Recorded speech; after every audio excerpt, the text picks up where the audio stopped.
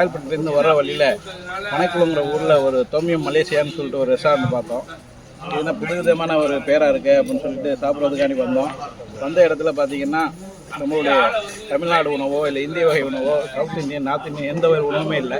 Full and full மலேசிய உணவு தான் இருக்குது. மலேசியாவில் எப்படி சாப்பிட்டா எந்த மாதிரி திருப்தியான ஒரு சுவை இது ரசித்து ருசி சாப்பிட்ற மாதிரி இருக்குமோ அதே ஒரு சுவை இந்த தோமியம் ரெஸ்டாரண்ட்டில் நம்முடைய மாஸ்டர் இவங்க அல்ஹம்துலில்லாஹ் ரொம்ப சிறப்பாக இருந்துச்சு. நம்ம மலேசியாவில் சாப்பிட்ட ஒரு திருப்தி. ஆமாம், இது வந்து மலேசியாவா இல்லை பணக்குளமாங்கிற ஒரு தெரியாத ஒரு சூழலில் மலேசியான்னு வச்சுக்கோங்க. நீங்கள் மலேசியான்னு வச்சுக்கோங்க. மலேசியாவுக்கு போனால் எப்படி நீங்கள் சாப்பிட திருப்தியாக சாப்பிடணும் அந்த மாதிரி இருக்குது. அல்ஹம்துலில்லாஹ் ரொம்ப சிறப்பான ஒரு உணவு. நீங்கள் அவசியம் இந்த பக்கம் போகும்போது நீங்கள் கண்டிப்பாக தோமியம் இந்த பக்கம் போகும்போது கண்டிப்பாக நீங்கள் ஊர்லேருந்து எங்கேருந்து வந்தாலும் இந்த ஹோட்டலுக்கு விசிட் பண்ணி சாப்பிட்டு உங்களோட ரெசிபியை பார்த்து நீங்கள் உங்களுடைய சஜஷனை சொல்லுங்கள். நான் ஃபுட் பிளாகர் கிடையாது.